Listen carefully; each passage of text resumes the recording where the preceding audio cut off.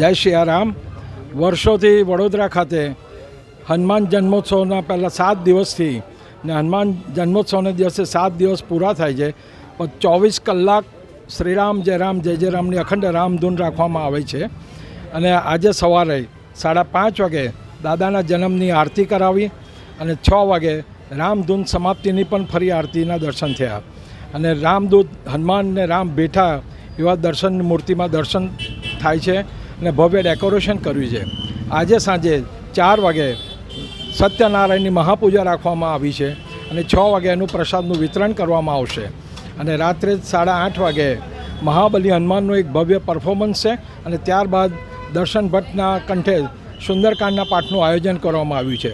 તો વડોદરા શહેરના સર્વ ભાવિક ભક્તોને આ લાભ લેવા વિનંતી છે. જય સિયારામ. अब खबरों से लगातार अपडेट रहना हुआ आसान. BRG न्यूज आपके मोबाइल स्क्रीन पर आज ही BRG न्यूज की mobile app Google play store और ऐप स्टोर से डाउनलोड करें और खबरों से लगातार जुड़े रहें.